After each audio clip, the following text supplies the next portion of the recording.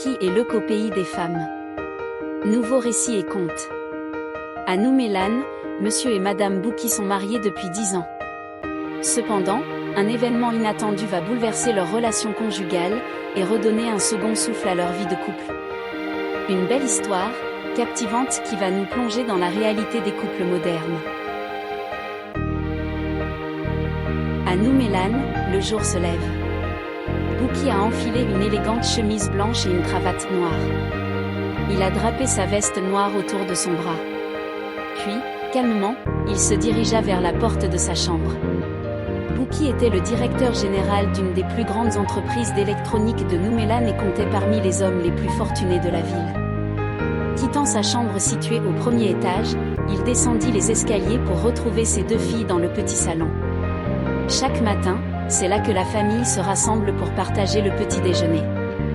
Bouki prend toujours un grand plaisir à partager ces moments avec ses 2 filles adorées. En descendant, il retrouva sa femme, madame Bouki. Ils étaient mariés depuis maintenant 10 ans.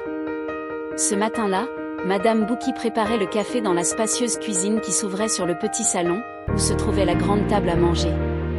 Comme à son habitude, Bouki ne manquait pas une occasion de taquiner ses 2 filles adorées. Bonjour mes toubabesses de Noumélan, les salua-t-il. Vous êtes déjà à table?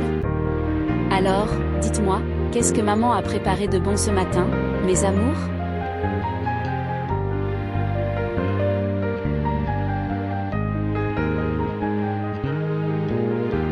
Des crêpes au miel et au chocolat, répondit la cadette, tout excitée de voir son père. Ah, vous êtes vraiment gâtés, les filles.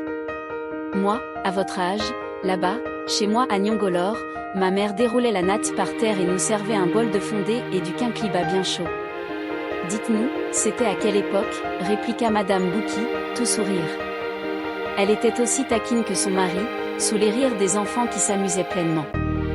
Bouki reprit.